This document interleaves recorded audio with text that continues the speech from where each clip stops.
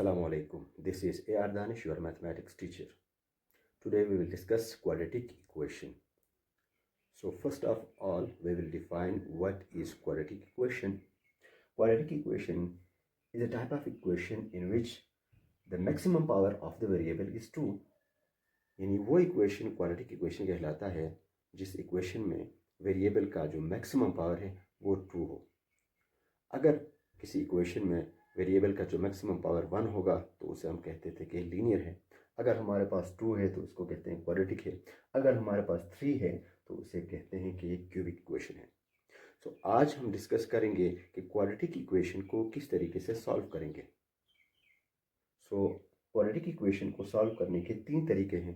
The first one is factorization method, the second is completing square and the third one is by using the quadratic formula. तो ये 3 तरीके हैं। इन 3 तरीकों से हम क्वाड्रेटिक इक्वेशन को सॉल्व कर सकते हैं। आइए चलते हैं अपने एक्सरसाइज की तरफ और वहाँ पर फर्स्ट हम फैक्टराइजेशन के ज़रिए सॉल्व करेंगे, दूसरा हम कंप्लीटिंग स्क्वायर के ज़रिए हल करेंगे और तीसरा हम bye using the quadratic formula हम अपने क्वेश्चन को सॉल्व करेंगे। चलते हैं फैक्टराइजेशन मेथड को यूज़ करते हुए इस सवाल को क्या करेंगे, हल करेंगे। सॉल्यूशन कौन सा मेथड इस्तेमाल कर रहे हैं? मेथड है हमारे पास factorization method. X square plus 5x plus 4 is equal to 0। देखिए हम क्या करेंगे, हमारे पास क्या है, ये जो एक्स स्क्वायर है इसको वैसे ही लिखेंगे, लास्ट में जो 4 है इसको वैसे ही लिखेंगे। ठीक है, ये दरमियान में जो 5x है, इस 5x को हमें क्या करना है, ऑपरेट करना है। मिडिल टर्म है, इसको हमें एक्सपेंड करना है। अब एक्सपेंड किस तरीके से कर लेंगे, एक्सपेंड का एक तरीक़ाकार है। हम देखेंगे कि कौन से दो नंबरों को प्लस करने से या माइनस करने से हमारे पास 5x आता है। अब जिन नंबरों को प्लस करने से या माइनस करने से 5x आता है, उन्हीं दो नंबरों को मल्टीप्लाई करने से हमारे पास क्या आना चाहिए, इन दोनों का प्रोडक्ट आना चाहिए। मतलब क्या आना चाहिए, हमारे पास 4x आना चाहिए। कब? इन दो नंबरों को मल्टीप्लाई करने से।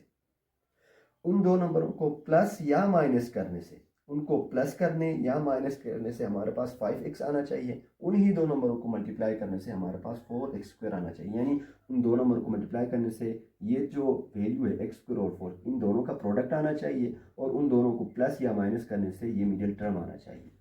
अब हमारे पास देखिए 4x स्क्वायर है। अब देखेंगे 4 का जो हमारे पास फैक्टर क्या क्या हो सकते हैं। 4 का फैक्टर क्या है, हमारे पास 1 मल्टीप्लाई बाई 4 ये भी है। ठीक है, 4 का दूसरा फैक्टर 2 मल्टीप्लाई 2 है 4। 2 मल्टीप्लाई 2 करेंगे तब भी क्या आता है, हमारे पास 4 आता है। ठीक है, 4 मल्टीप्लाई 1 करेंगे तब भी हमारे पास 4 आता है।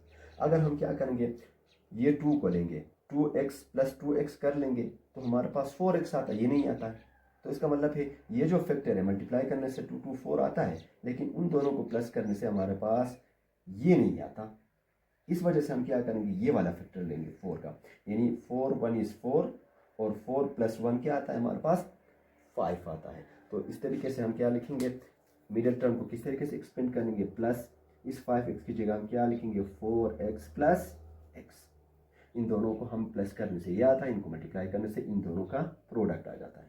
तो फिर इसके बाद क्या करेंगे, आगे चलेंगे। यानी x square plus 4x plus x plus 4 is equal to 0।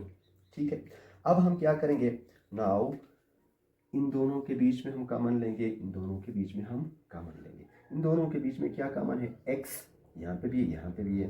तो x को किसके साथ मल्टीप्लाई करने से x स्क्वायर आता है, x के साथ मल्टीप्लाई करने से x स्क्वायर आता है। प्लस यहाँ पे x था, इसको हमने कॉमन ले लिया, यहाँ पे क्या रह जाएगा, सिर्फ 4 ही रह जाएगा। अब यहाँ पे देखिए कोई भी चीज़ कॉमन नहीं है। कोई भी चीज़ अगर कॉमन ना हो, कोई भी नंबर कॉमन ना हो, कोई भी वेरिएबल कॉमन ना हो, तो फिर हम क्या करेंगे, 1 को कॉमन लेंगे। तो फिर क्या होगा, ये इसी तरह रहेगा, क्योंकि 1x x1 is x 4 1 is 4, तो ये 1 दोनों में होता है। ठीक है, मैं यहाँ पे क्या लिखता हूँ, x लिखता हूँ, तो मैं इसको इस तरीके से लिख सकता हूँ। या हमारे पास 4 है तो 4 1 इज 4 लिख सकता हूँ। तो 1 को आप कहीं से भी कॉमन ले सकते हैं। ठीक है, अब एक ये टर्म आपके पास आ गया, एक ये टर्म। अब इन दोनों में देखिए क्या चीज़ कॉमन है, x प्लस 4 यहाँ पे भी, x प्लस 4 यहाँ पे भी है। तो x प्लस 4 को हम कॉमन लेंगे। जब कॉमन ले लिया, यहाँ पे हमारे पास क्या रह जाएगा, यहाँ पे x रह जाएगा और यहाँ पे x को +4 को कॉमन लिया था, ये सिर्फ 1 रह जाएगा, इज इक्वल टू 0। ठीक है, अब ये जो इक्वेशन है हमारे पास क्या है, x + 4 into x + 1 is equal to 0। अब दो नंबर हमारे पास है, दो टर्म हमारे पास है, इन दोनों को मल्टीप्लाई करने से हमारे पास 0 आता है। ठीक है, या इनमें से ये 0 होगा या इनमें से ये 0 होगा। ठीक है, हम कहते हैं कि x + 1 इज इक्वल टू 0 है। अगर ये 0 होगा तो हमारे पास जवाब क्या आएगा। ठीक है, अगर हमारे पास x + 4 इज इक्वल टू 0 है तो तब हमारे पास क्या आएगा। अब देखें हमारे पास क्या है, या इसको 0 होना चाहिए या इसको 0 होना चाहिए, तब दोनों नंबरों को मल्टीप्लाई करने से 0 आता है। ठीक है, तो x + 1 इज इक्वल टू 0, इसको इस साइड पे शिफ्ट कर लेंगे, हमारे पास -1 आता है। असल में क्या है, असल में हम उसको इस साइड पे शिफ्ट नहीं करते हैं, क्या कर लेते हैं, हम क्या करते हैं, दोनों साइड पे -1 को जमा कर लेते हैं। देखें x + 1 यहाँ पे -1 को रखते हैं और यहाँ पे भी रखते हैं, ये आपस में कैंसिल होते हैं, ये हमारे पास क्या x इज इक्वल टू -1 आता है। लेकिन हम अपनी आसानी के लिए क्या करते हैं, डायरेक्ट हम लिखते हैं कि हमने इस +1 को उस साइड पे शिफ्ट कर लिया, करने से तो वही आएगा, लेकिन असल इसका बुनियाद क्या है, यही है, हम दोनों तरफ से क्या कर लेते हैं, एक ही ऑपरेशन को क्या करते हैं, कर लेते हैं। अब इसी तरीके से x + 4 है इज इक्वल टू 0 है, तो ये +4 है, -4 को यहाँ पे भी ऐड करते हैं, यहाँ पे भी ऐड करते हैं। क्यों करते हैं, इस वजह से कर लेते हैं ताकि हमारे पास यहाँ पे सिर्फ x रह जाए, ताकि हमें x की वैल्यू फाइंड करना है, तो ये आपस में कैंसिल होंगे, तो हमारे पास आएगा x इज इक्वल टू -4। तो ये जो क्वाड्रेटिक इक्वेशन हमारे पास है, जिस तरीके से मैंने आपको बताया था, यहाँ पे पावर 2 है, तो इसका मतलब ये है जब हम सॉल्व कर लेंगे तो हमारे पास दो ही क्या आएंगे, सोल्यूशन सेट आएंगे। तो x की एक वैल्यू हमारे पास क्या है, -1 है, x की जो दूसरा वैल्यू हमारे पास क्या है, -4 है। जब हम x की वैल्यू यहाँ पे -1 पुट करेंगे तो तब हमारे पास 0 आएगा, सेटिस्फाई होगा।